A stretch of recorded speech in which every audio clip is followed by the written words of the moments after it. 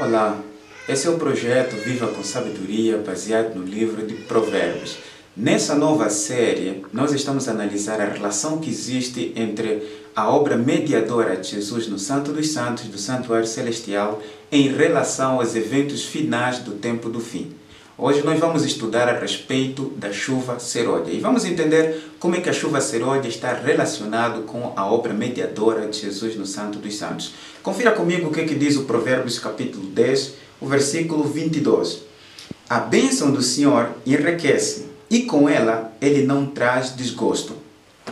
Porventura é pela primeira vez que você se depare com essa expressão chuva serôdia?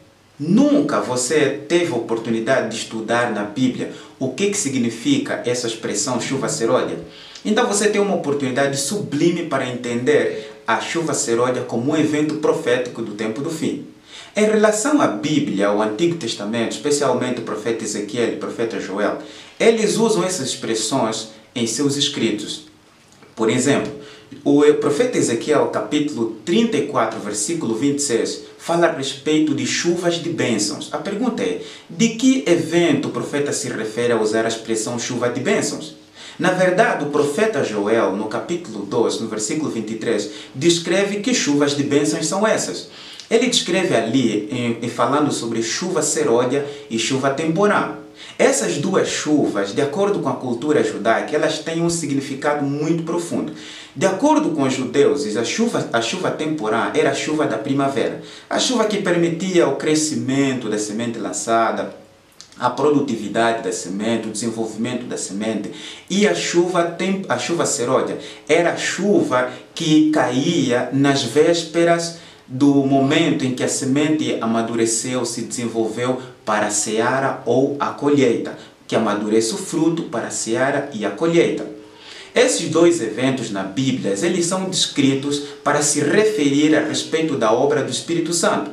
Como entender essa questão dentro do contexto dos eventos proféticos? Bem, de acordo com o livro de Daniel e o livro de Apocalipse, os dois livros base para entender os eventos finais na face da terra, o profeta Daniel descreve em Daniel capítulo 8, versículo 14, a respeito das 2300 tardes e manhãs. Essa profecia divide a história em duas partes, a época do cristianismo e a época do judaísmo. Porque de acordo com Daniel capítulo 9, o profeta refere-se a respeito das 70 semanas que foram extraídas das 2300 tardes e manhãs para se referir a um evento sublime na história da humanidade, que tem que ver com a restauração de Jerusalém, com o batismo do Messias, com a morte do Messias e o fim do tempo de graça para o povo judeu de ser uma nação teocrática divina. É dentro desse contexto que nós entendemos a respeito da chuva temporal, porque quando Jesus foi aos céus, depois da sua ressurreição e depois de ter um encontro com os discípulos, ele disse para eles, ide para Jerusalém, aguardai até que do céu seja revestido do Espírito Santo. Jesus subiu aos céus, depois de um tempo, eles receberam o Espírito Santo no dia do Pentecoste. Essa descida do Espírito Santo no dia do Pentecostes é conhecido biblicamente como sendo a chuva temporal. Qual foi a função da chuva temporal ou da descida do Espírito Santo no Pentecoste? Era para deixar claro naquela época de que Jesus havia ressuscitado. Jesus havia de fato morto e ressuscitado e havia subido aos céus para ser nosso legítimo representante na face da terra. Era para deixar claro a todos os habitantes da terra que o problema do pecado foi resolvido pelo sacrifício de Jesus Cristo na cruz e por sua ressurreição. E todos que aceitaram a Cristo como Senhor e Salvador seriam libertados do pecado, seriam libertados dos demônios, seriam libertados das tendências carnais, seriam libertados do mundo. Essa foi a função da chuva temporal. Deixar claro, através da obra do Espírito Santo, por meio dos apóstolos, de que Jesus ressuscitou para dar vida. É engraçado que essa obra da chuva temporal, ela persiste até os dias de hoje. Mas é importante notar que o livro do Apocalipse descreve a respeito da chuva serôdia. De lembrar que as 70 semanas extraídas das 2300 tardes terminaram no ano 34. Porém, essa profecia das 70 semanas que foram extraídas das 2.300 tardes e manhã revela que se você tira 70 semanas ou 490 anos dessa profecia das 2.300 tardes e manhãs para a purificação do santuário, você resta com um período profético de tempo. E esse restante do período profético de tempo, ele se cumpriu, que é o final das 2.300 tardes de manhã, se cumpriu em 1844. E o livro do Apocalipse diz que a transição de Jesus do lugar santo para o lugar santíssimo é uma época fundamental, extraordinária da raça humana e tem que ver com a obra do Espírito Santo que será derramado na chuva seródia. A chuva temporã é para deixar a semente do Evangelho a respeito de Cristo crescer e se amadurecer. Mas a chuva temporã, no final da época, é para preparar a humanidade para receber Jesus na glória dos céus, preparar a raça humana para enfrentar o juízo final e enfrentar a crise final. E é interessante que esse é o aspecto que precisamos nos deter para que você entenda.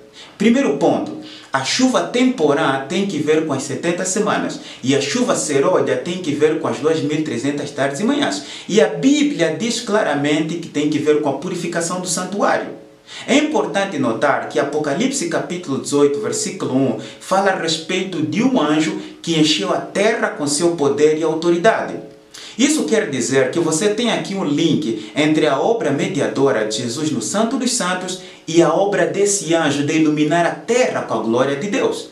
O que significa a glória de Deus? A Bíblia descreve que Jesus Cristo é a visível glória de Deus através de sua encarnação para levar o mundo à completa redenção dos seus pecados.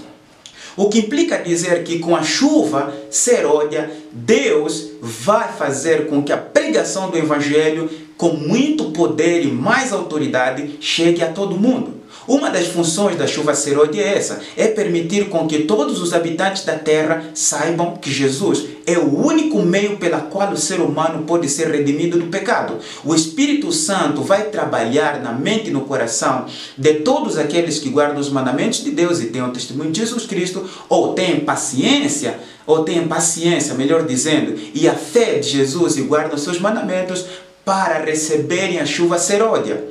Isso quer dizer que você consegue perceber aqui um link entre a obra desse anjo, que enche a terra com seu poder, e a obra mediadora de Jesus no Santo dos Santos, com a purificação do santuário, em relação à Igreja de Deus e o evento da chuva seródia. Porque a chuva seródia, ela vai ser derramada para aquela igreja que se encontra em Apocalipse 12, versículo 17, e Apocalipse 14, versículo 12. Essa igreja deve se preparar para receber a chuva seródia, a chuva temporã e a chuva seródia. E a chuva seródia, ela faz com que o Evangelho de Cristo seja pregado a todo mundo com poder e sinais e grandes maravilhas. E tem mais, a chuva seródia prepara a Igreja de Deus para refletir o perfeito caráter de Cristo, para enfrentar a crise final e para ver Jesus voltando na glória dos céus, enfrentando o Filho de Deus, porque eles foram justificados e não serão destruídos através de sua glória. A chuva seródia, ela na verdade prepara o mundo para a volta de Jesus Cristo. Se você é uma pessoa que anela se encontrar com Cristo, você é uma pessoa que anela ter Jesus no coração, refletir a plenitude do caráter de Cristo. Você é uma pessoa que deseja abandonar o mundo, o pecado e todas as suas concupiscências. Você tem uma oportunidade soberana de abrir o coração ao Espírito Santo para receber a chuva temporã e preparar você para a chuva seródia, para esse grande evento. Lembre-se que Jesus Cristo, nos sinais dos tempos, em Mateus capítulo 24, diz que esse evangelho será pregado em testemunho a todas as nações e posteriormente virá ao fim. O fim de facto virá com a chuva seródia, quando o evangelho da mensagem do terceiro anjo em relação à obra de justificação pela fé de Jesus Cristo no Santo dos Santos, como sendo a purificação dos nossos pecados, ali virá o fim de todas as coisas. Você está preparado para enfrentar o fim de todas as coisas? Por que não abrir o coração para hoje? Abrir o coração hoje para Deus? Por que não abrir o coração hoje para o Espírito Santo? Por que não entregar a vida? Por que continuar a endurecer o coração? Se esse é o momento do Espírito Santo trabalhar com os seres humanos para recebê-lo em toda a plenitude e todo o poder, para refletir o caráter de Cristo, refletir a lei de Jesus Cristo. Lembre-se que o Provérbios diz claramente que a bênção do Senhor enriquece, e a maior bênção que o ser humano recebe é o Espírito Santo.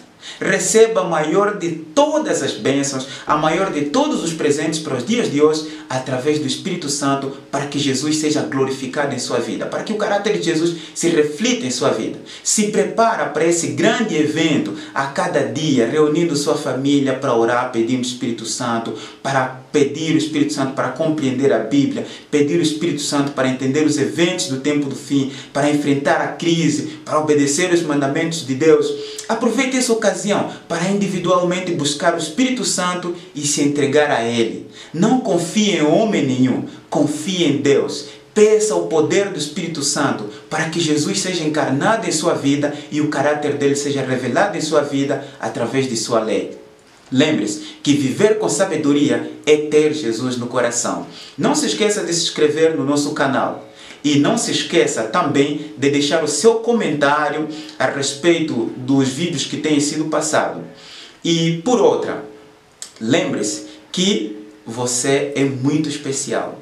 E viver com sabedoria deve ser a maior e a mais nobre arte de nossas vidas. Eu aguardo você para o nosso próximo estudo. Que Deus o abençoe.